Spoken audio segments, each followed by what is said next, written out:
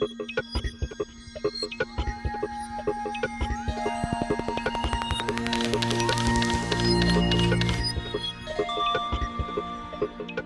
name is Steve Beynkar, and I'm professor of psychology at Harvard University, and today I'm going to speak to you about language. I'm actually not a linguist, but a cognitive scientist. I'm not so much interested in language as an object in its own right, but as a window into the human mind. Language is one of the fundamental topics in the human sciences. It's the trait that most conspicuously distinguishes humans from other species. It's essential to human cooperation. We accomplish amazing things by sharing our knowledge or coordinating our action by means of words. It poses profound scientific mysteries, such as how did language evolve in this particular species? How does the brain compute language? But also, language has many practical applications, not surprisingly given how central it is to human life. Language comes so naturally to us that we're apt to forget what a strange and miraculous gift it is.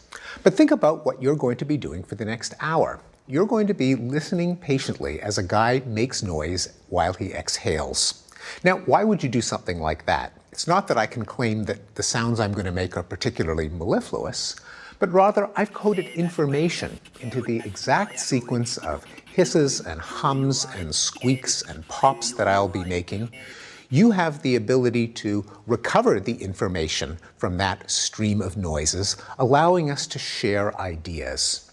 Now, the ideas that we're going to share are about this talent, language, but with a slightly different sequence of hisses and squeaks. I could cause you to be thinking thoughts about a vast array of topics, anything from the latest developments in your favorite reality show to theories of the origin of the universe.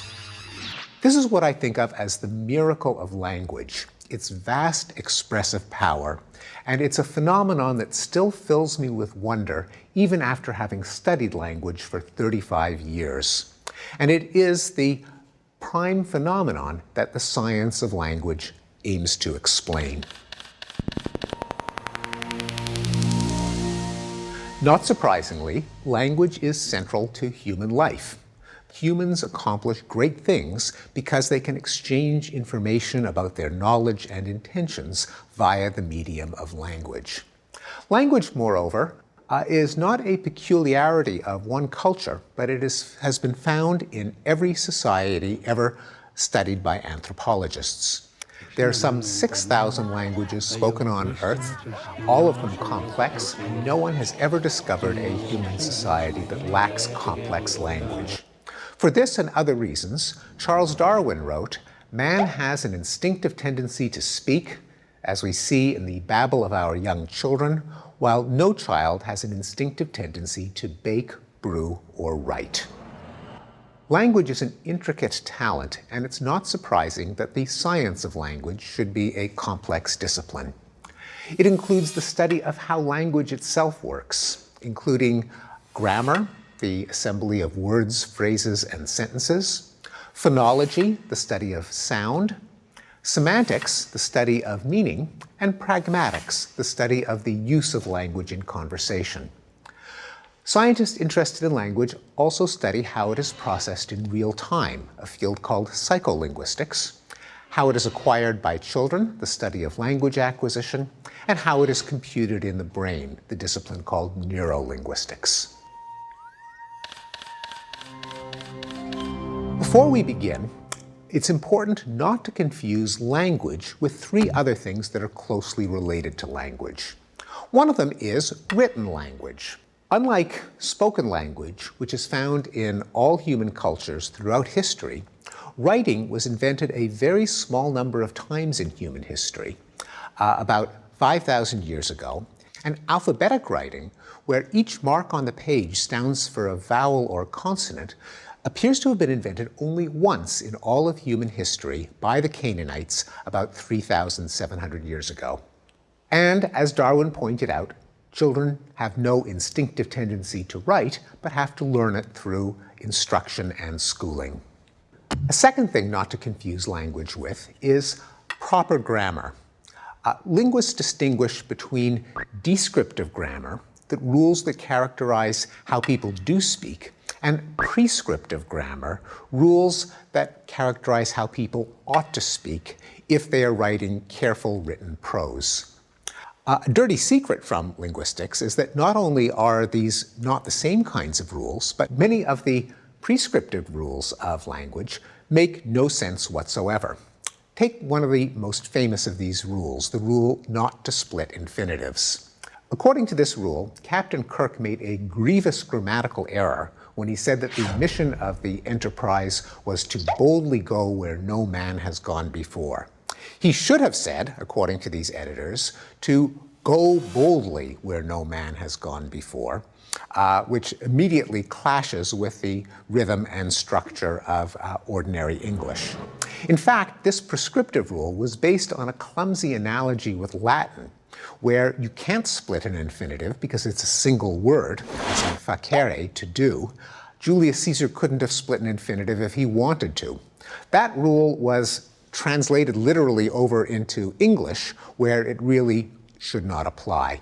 Another famous prescriptive rule is that one should never use a so-called double negative. Mick Jagger should not have sang, "I can't get no satisfaction." He really should have sang, "I can't get any satisfaction."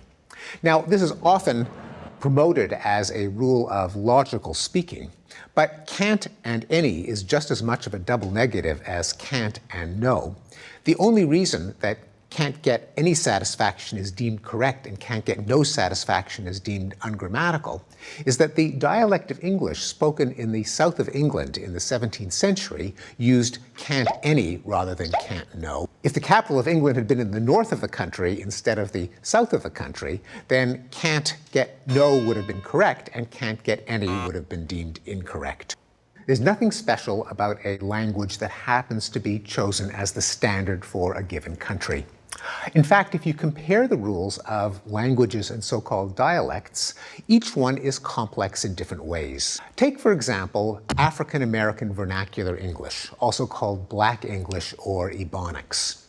There is a construction in African American English where you can say he be workin', which is not an error or a bastardization or a corruption of standard English, but in fact conveys a subtle distinction, one that's different from simply he workin'. He be workin' means that he is employed, he has a job. He workin' means that he happens to be working at the moment that you and I are speaking. Now, this is a tense difference that can be made in African American English that is not made in Standard English, one of many examples in which the dialects have their own set of rules that is just as sophisticated and complex as the one in the standard language. Now, a third thing not to confuse language with is thought.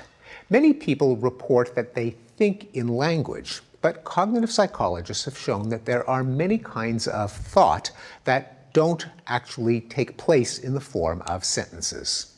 For example, we know from ingenious experiments that non-linguistic creatures, such as babies before they've learned to speak, or other kinds of animals, have sophisticated kinds of cognition. They register cause and effect, and objects, and the intentions of other people, all without the benefit of speech.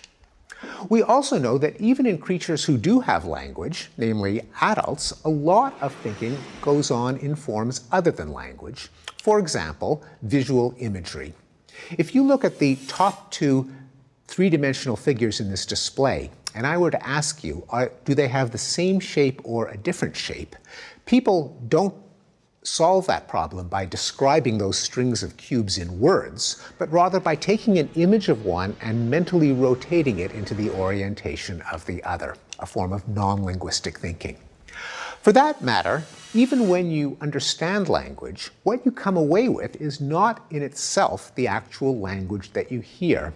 Another important finding in cognitive psychology is that long-term memory for verbal material records the gist or the meaning or the content of the words rather than the exact form of the words. For example, I like to think that you retain some memory of what I have been saying for the last 10 minutes. But I suspect that if I were to ask you to reproduce any sentence that I have uttered, you would be incapable of doing so. What sticks in memory is something that's far more abstract than the actual sentences, something that we can call meaning or content or semantics.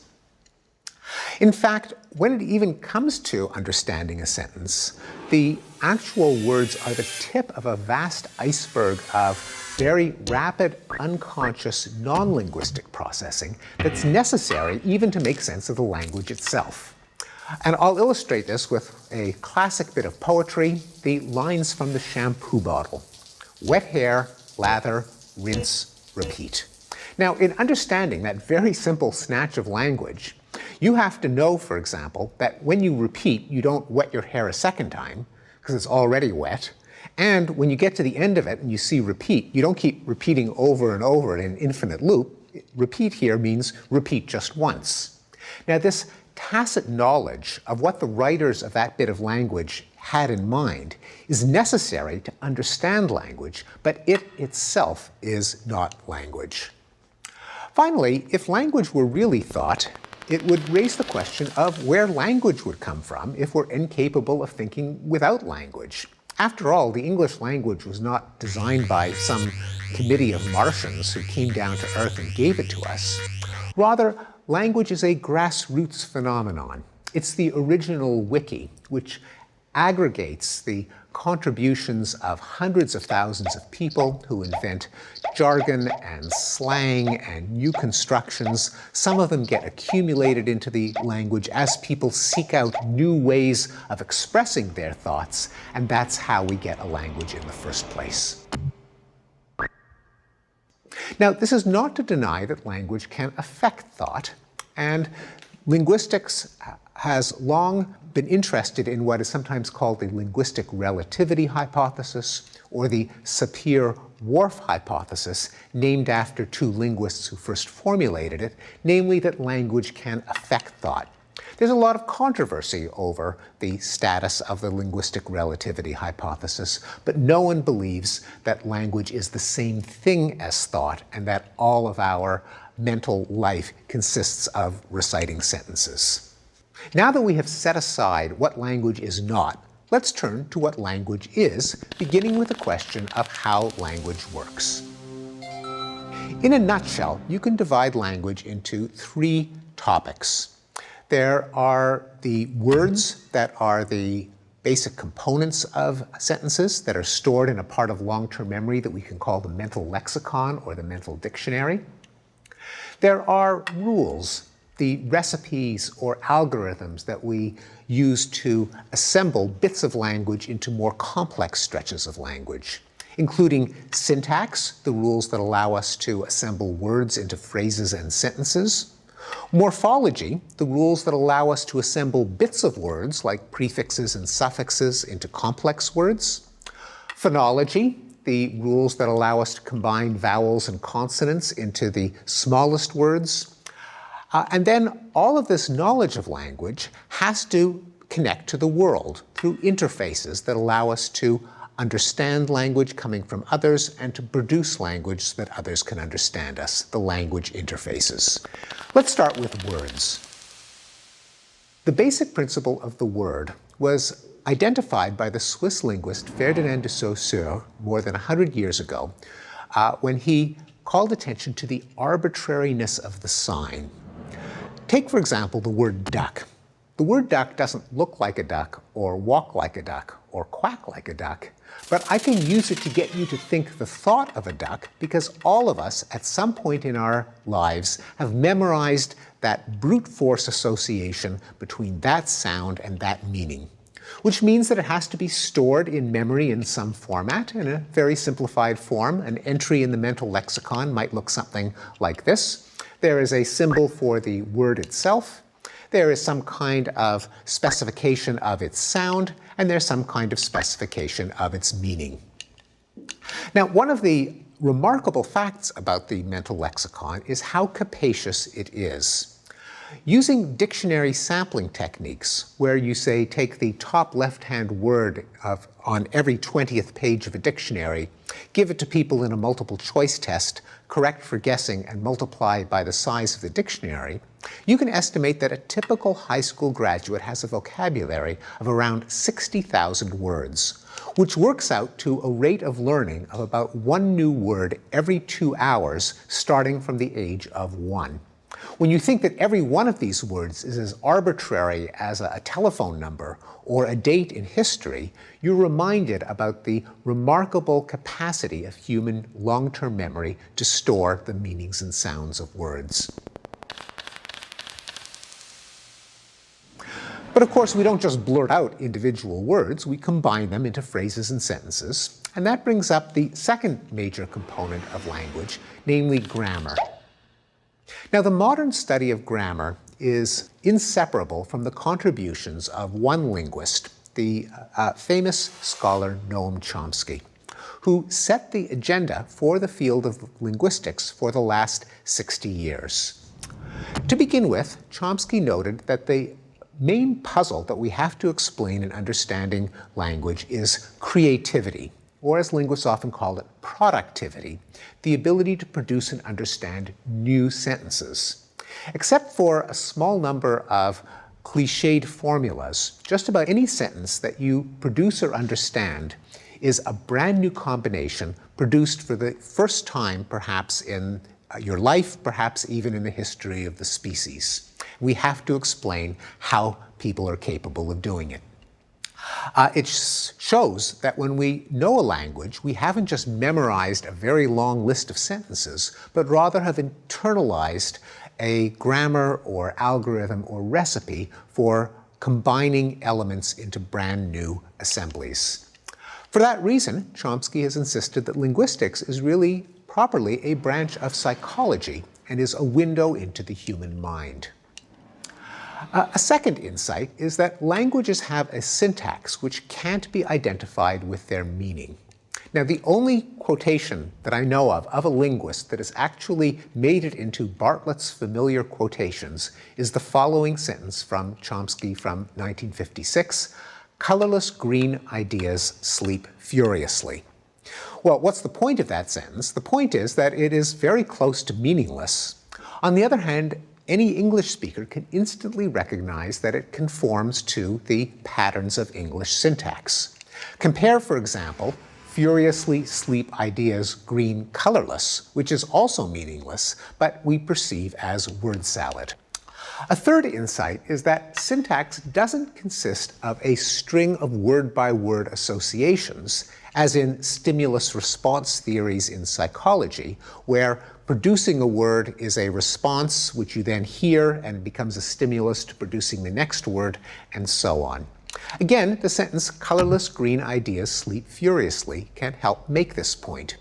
Because if you look at the word-by-word transition probabilities in that sentence, for example, colorless and then green, how often have you heard colorless and green in succession? Probably 0 times. Green and ideas, those two words never occur together. Ideas and sleep, sleep and furiously. Every one of the transition probabilities is very close to 0. Nonetheless, the sentence as a whole can be perceived as a well-formed English sentence.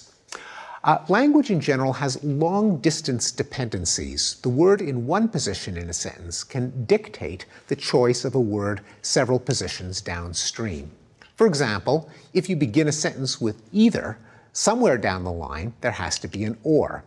If you have an if, generally you expect somewhere down the line there to be a then. There's a story about a child who says to his father, "Daddy, what did you bring that book that I don't want to be read to out of up for?" Where you have a set of nested or embedded long-distance dependencies. Indeed, one of the applications of linguistics to the study of good prose style is that sentences can be rendered difficult to understand if they have too many long-distance dependencies, because that can put a strain on the short-term memory of the reader or listener while trying to understand them. Rather than a set of word-by-word associations, sentences are assembled in a hierarchical structure that looks like an upside-down tree. Let me give you an example of how that works in the case of English. One of the basic rules of English is that a sentence consists of a noun phrase, the subject, followed by a verb phrase, the predicate. A second rule, in turn, expands the verb phrase. A verb phrase consists of a verb, followed by a noun phrase, the object, followed by a sentence, the complement, as I told him that it was sunny outside.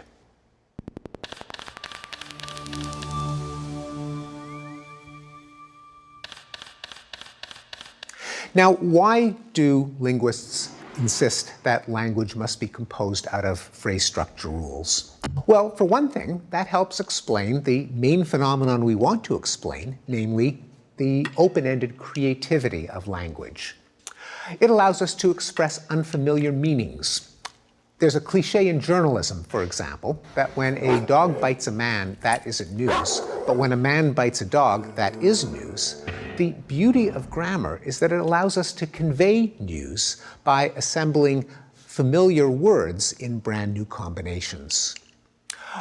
Also, because of the way phrase structure rules work, they produce a vast number of possible combinations. Moreover, the number of different thoughts that we can express through the combinatorial power of grammar is not just humongous, but in a technical sense, it's infinite. Now, of course, no one lives an infinite number of years and therefore can show off their ability to understand an infinite number of sentences, but you can make the point in the same way that a mathematician can say that someone who understands the rules of arithmetic knows that there are an infinite number of numbers. Namely, if anyone ever claimed to have found the longest one, you can always come up with one that's even bigger by adding a 1 to it.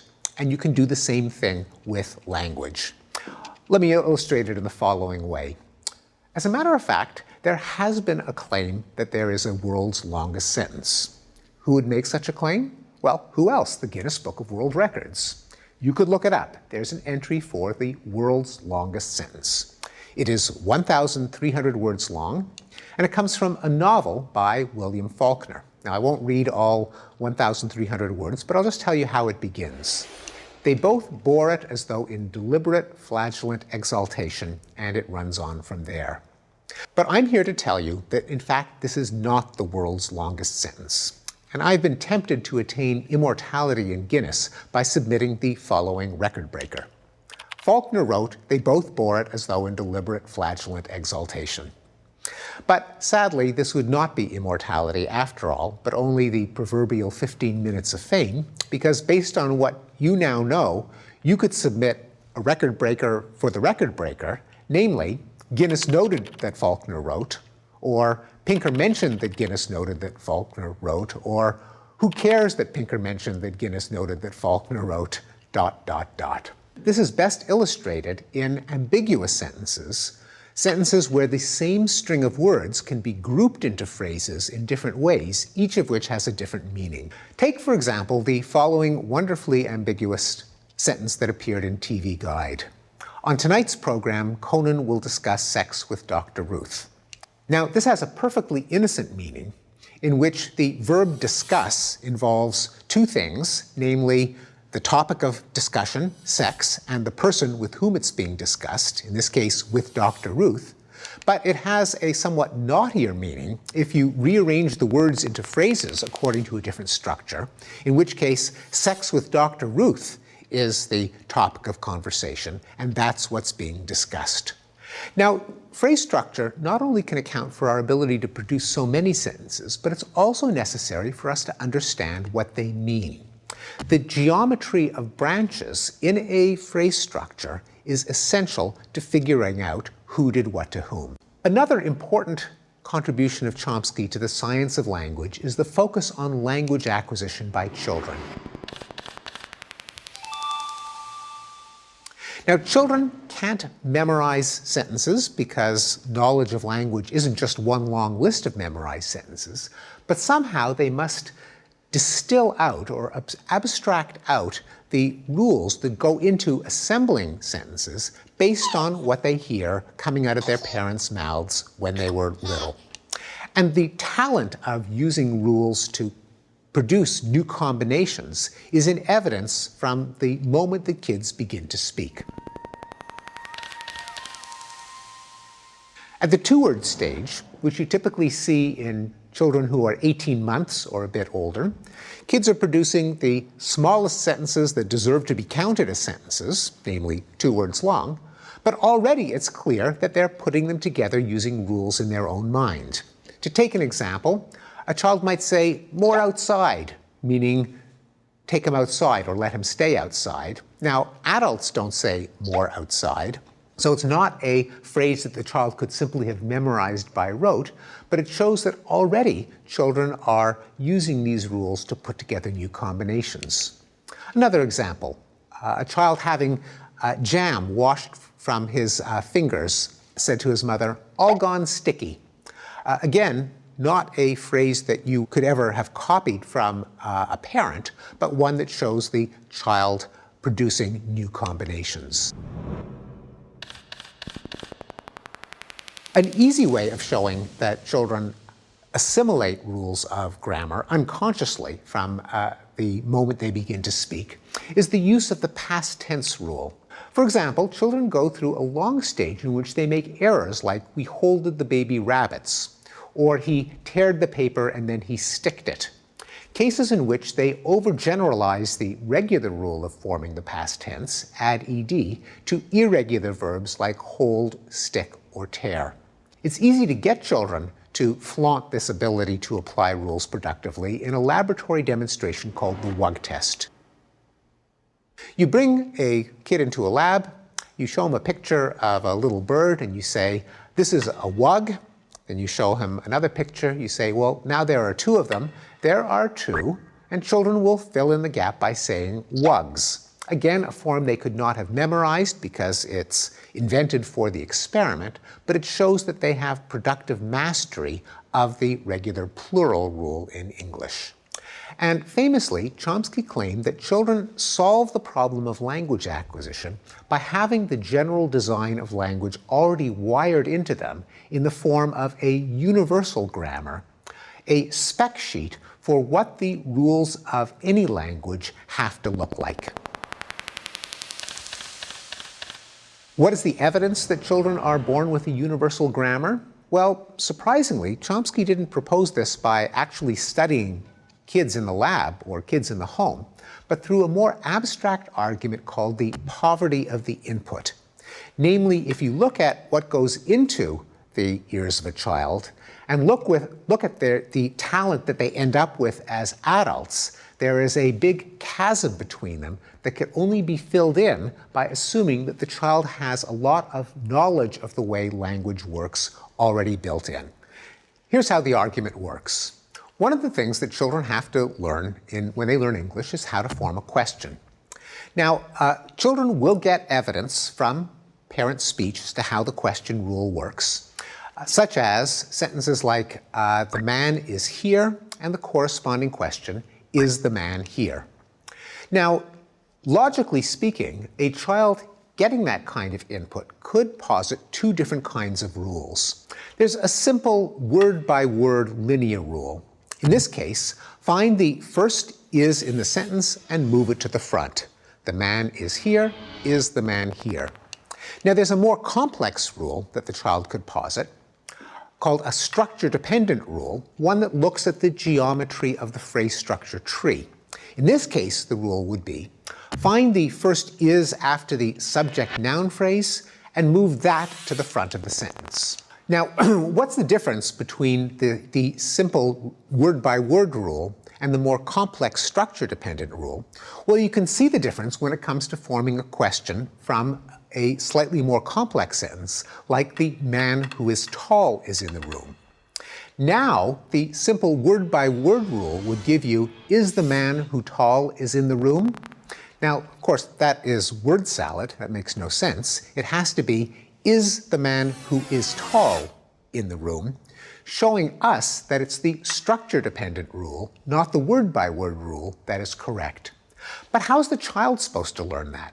how did all of us end up with the correct structure-dependent version of the rule rather than the far simpler word-by-word version of the rule? Well, Chomsky argues, if you were actually to look at the kind of language that all of us hear, it's actually quite rare to hear a sentence like, "Is the man who is tall in the room?" The kind of input that would logically inform you that the word-by-word rule is wrong and the structure-dependent rule is right. Nonetheless, we all grow up into adults who unconsciously use the structure-dependent rule rather than the word-by-word rule. Moreover, children don't make errors like, "Is the man who tall is in the room?" As soon as they begin to form complex questions, they use the structure-dependent rule. And that, Chomsky argues, is evidence that structure-dependent rules are part of the definition of universal grammar that children are born with. Now, though Chomsky has been fantastically influential in the science of language, that does not mean that all language scientists agree with him. And there have been a number of critiques of Chomsky over the years. For one thing, the critics point out, Chomsky hasn't really shown principles of universal grammar that are specific to language itself, as opposed to general ways in which the human mind works across multiple domains, language and vision and control of motion and memory and so on. We don't really know that universal grammar is specific to language, according to this critique. Chomsky and the linguists working with him have not examined all 6,000 of the world's languages and shown that the principles of universal grammar apply to all 6,000. They've posited it based on a small number of languages and the logic of the poverty of the input, but haven't actually come through with the data that would be necessary to prove that universal grammar is really universal.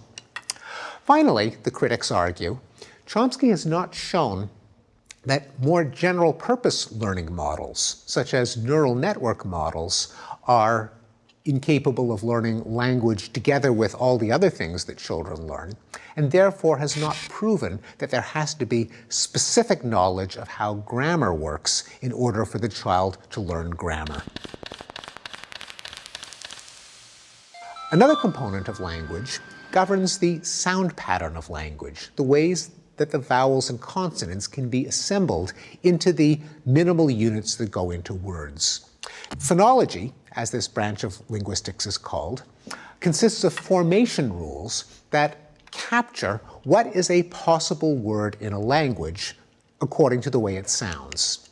To give you an example, the sequence "bluck" is not an English word, but you get a sense that it could be an English word, that someone could coin a new term of English that would be pronounced "bluck." But when you hear the sound "krechts," you instantly know that that not only isn't an English word, but it really couldn't be an English word. Krechts, by the way, comes from Yiddish. It means kind of to sigh or to moan. Oy, that's to krechts. The reason that we recognize that it's not English is because it has sounds like ch and sequences like ch, ts, which aren't part of the formation rules of English phonology. But together with the rules that define the basic words of a language, there are also phonological rules that make adjustments to the sounds depending on what other words the word appears with.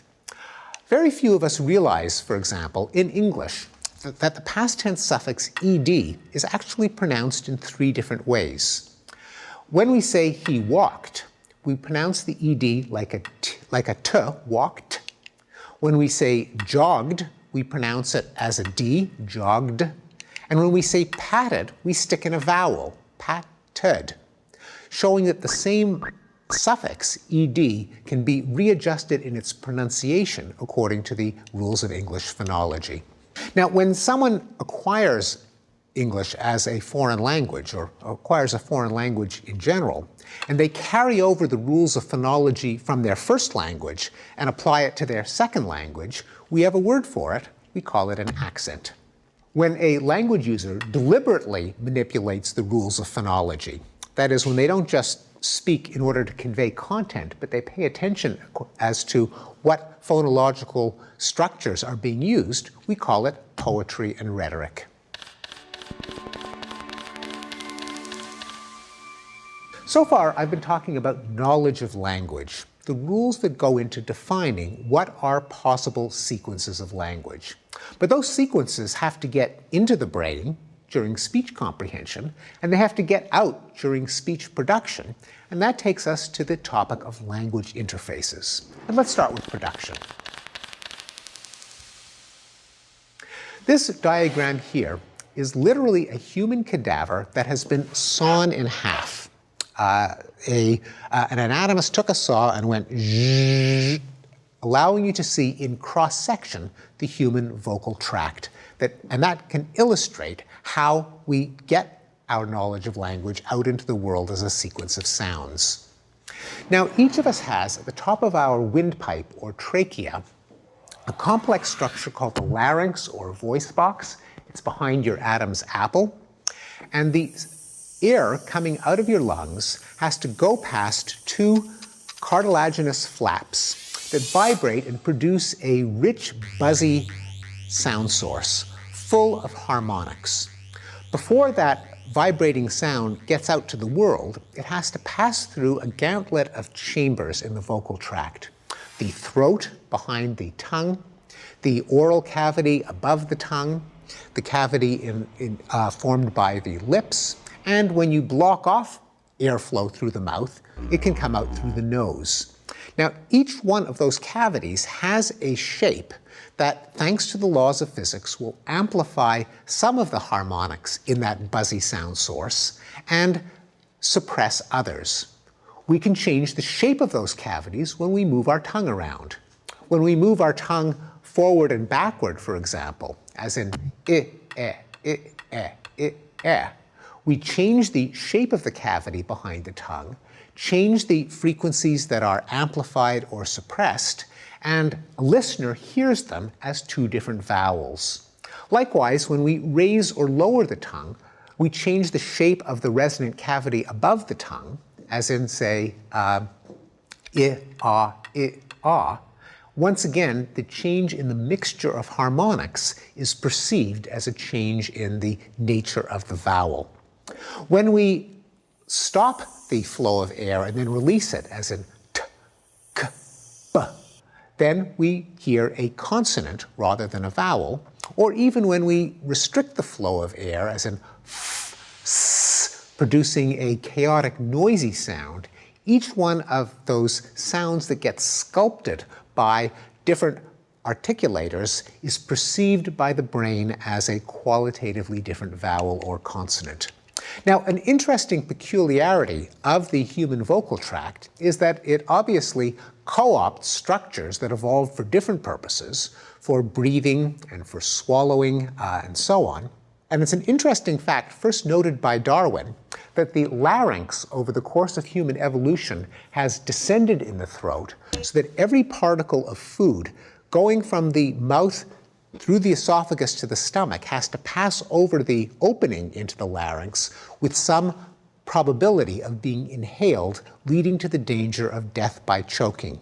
And in fact, until the invention of the Heimlich maneuver, several thousand people every year died of choking because of this maladaptive arrangement of the human vocal tract. Why did we evolve a mouth and throat that leaves us vulnerable to choking? Well, a plausible hypothesis is that it's a compromise that was made in the course of evolution to allow us to speak. By giving range to a variety of possibilities for altering the resonant cavities, for moving the tongue back and forth and up and down, we expanded the range of speech sounds we could make, improved the efficiency of language, but suffered the compromise of an increased risk of choking, showing that language presumably had some survival advantage that compensated for the disadvantage in choking. What about the flow of information in the other direction? That is, from the world into the brain, the process of speech comprehension. Speech comprehension turns out to be an extraordinarily complex computational process, which we're reminded of every time we interact with a voicemail menu on a telephone or to use a dictation system on our computers. For example, one writer, using one of the state-of-the-art speech-to-text systems, dictated the following words into his computer. He dictated book tour, and it came out on the screen as back to work. Another example, he said, I truly couldn't see, and it came out on the screen as a cruelly good MC. Even more disconcertingly, he started a letter to his parents by saying, Dear Mom and Dad, and what came out on the screen, the man is dead. Now, dictation systems have gotten better and better, but they still have a way to go before they can duplicate a human stenographer. What is it about the problem of speech understanding that makes it so easy for a human, but so hard for a computer? Well, there are two main contributors. One of them is the fact that each phoneme, each vowel or consonant, actually comes out very differently depending on what comes before and what comes after, a phenomenon sometimes called co-articulation. Let me give you an example. The place called Cape Cod has two k sounds, each of them symbolized by the letter C, the hard C. Nonetheless, when you pay attention to the way you pronounce them, you might notice that in fact you pronounce them in very different parts of the mouth. Try it. Cape Cod, Cape Cod, k, k, k, k. In one case, the k is produced way back in the mouth. The other, it's produced much farther forward.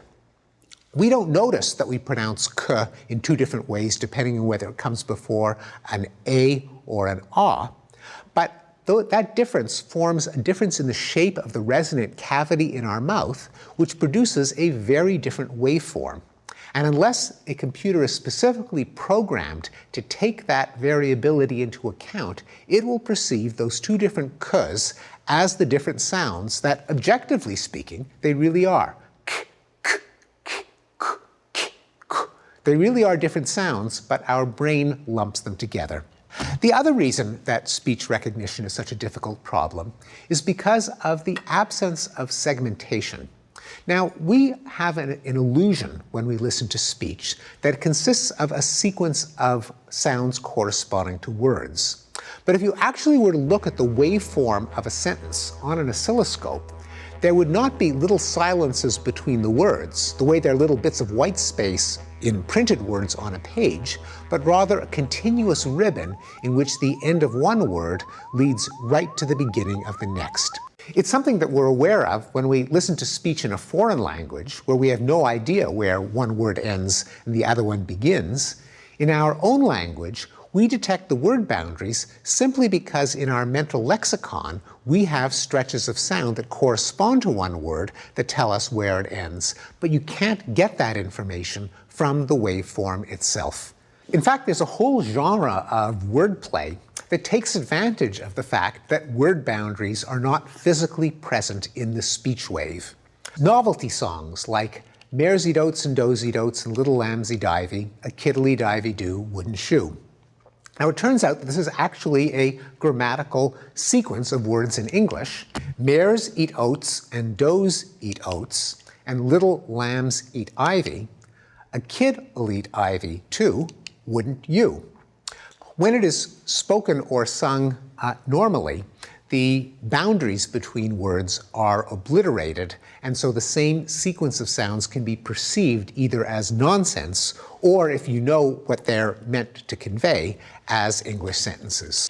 Another example, familiar to most children, Fuzzy Wuzzy was a bear, Fuzzy Wuzzy had no hair, Fuzzy Wuzzy wasn't very fuzzy, was he? And the famous doggerel, I scream, you scream, we all scream for ice cream. We are generally unaware of how ambiguous language is. In context, we effortlessly and unconsciously derive the intended meaning of a sentence. But a poor computer, not equipped with all of our common sense and human abilities, and just going by the words and the rules, is often flabbergasted by all the different possibilities. Take a sentence as simple as Mary had a little lamb. You might think that that's a perfectly simple, unambiguous sentence. But now imagine that it was continued with mint sauce. You realize that have is actually a highly ambiguous word.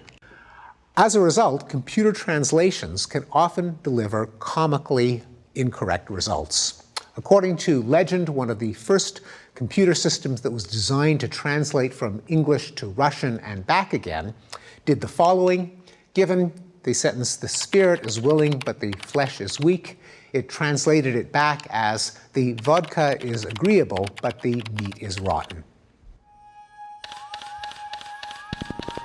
So why do people understand language so much better than computers? What is the knowledge that we have that has been so hard to program into our machines? Well, there's a third interface between language and the rest of the mind, and that is the subject matter of the branch of linguistics called pragmatics, namely how people understand language in context, using their knowledge of the world and their expectation about how other speakers communicate.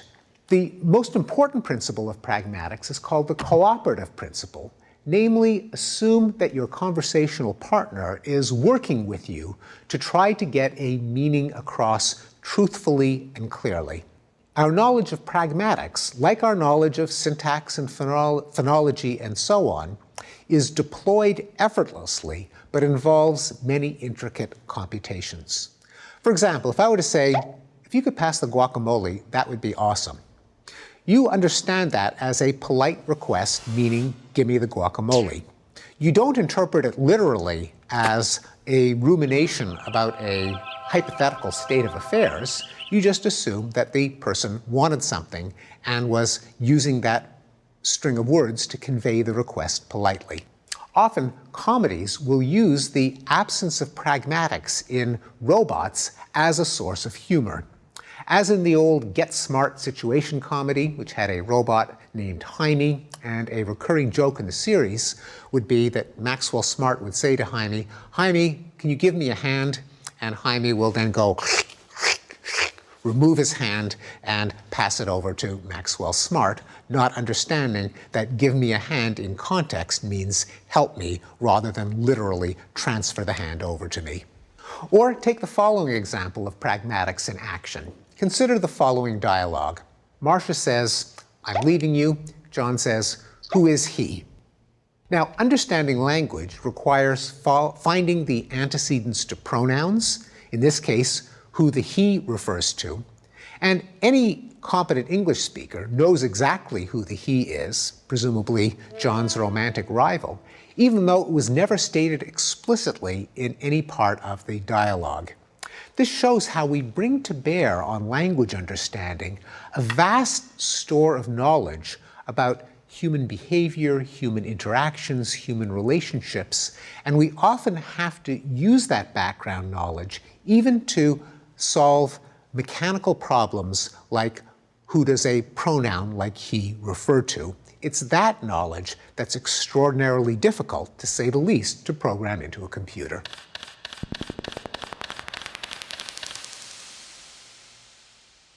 Language is a miracle of the natural world because it allows us to exchange an unlimited number of ideas using a finite set of mental tools. Those mental tools comprise a large lexicon of memorized words and a powerful mental grammar that can combine them. Language, thought of in this way, should not be confused with writing, with the prescriptive rules of proper grammar or style, or with thought itself. Modern linguistics has been guided by the questions, though not always the answers, suggested by the linguist Noam Chomsky, namely, how is the unlimited creativity of language possible? What are the abstract mental structures that relate words to one another? How do children acquire them? What is universal across languages, and what does that say about the human mind? The study of language has many practical applications, including computers that understand and speak, the diagnosis and treatment of language disorders, the teaching of reading, writing, and foreign languages, the interpreting of the language of law, politics, and literature. But for someone like me, language is eternally fascinating because it speaks to such fundamental questions of the human condition. So language is really at the center of a number of different concerns of thought, of social relationships, of human biology, of human evolution, that all speak to what's special about the human species. Language is the most distinctively human talent. Language is a window into human nature. And most significantly, language is one of the wonders of the natural world. Thank you.